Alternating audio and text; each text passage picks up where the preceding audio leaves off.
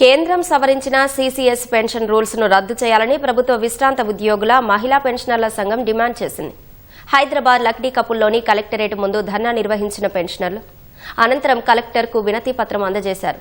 ఆ చట్టం వల్ల పదవీ విరమణ చేసిన పెన్షనర్లు ఇకపై డీఏ పెంపుదల భవిష్యత్ వేతన కమిషన్ ప్రయోజనాలకు అర్హులు కారని ఆవేదన వ్యక్తం చేశారు. హైదరాబాద్లో స్థిరపడిన అసోసియేషన్ ఫర్ ఏపీ పెన్షనర్స్ ధర్నా నిర్వహించారు.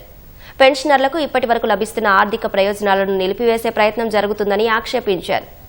ఆదిలాబాద్ కలెక్టరేట్ ఎదుట ధర్నా నిర్వహించిన పెన్షనర్లు కేంద్రం విధించిన ఆంక్షలు తొలగించాలని డిమాండ్ చేస్తూ నిరసన తెలిపారు.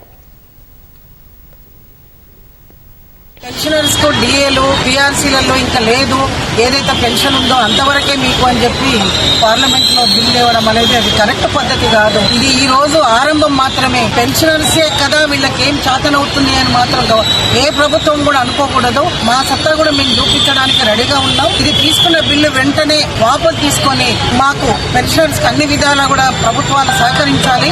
మా వయసు అంతా గవర్నమెంట్ మేము సర్వీస్ చేసిన తర్వాత మీకు ఇంకేం కాదు ఇంకనే ఇస్తాం మూలపడి ఉండండి అని గవర్నమెంట్ చెప్పడం కూడా సబబు కాదు. వాళ్ళున్న రాజకీయ నాయకులు కూడా ఏజ్ లిమిట్ లేదు. వాళ్ళకి 4 పెన్షన్లు తీసుకుంటున్నారు. వాళ్ళకి లేని మా ప్రభుత్వ ఉద్యోగులకు ఇవ్వాల్సిన ఈ నిర్ణయం ఎందుకు తీసుకోవాల్సి వచ్చింది?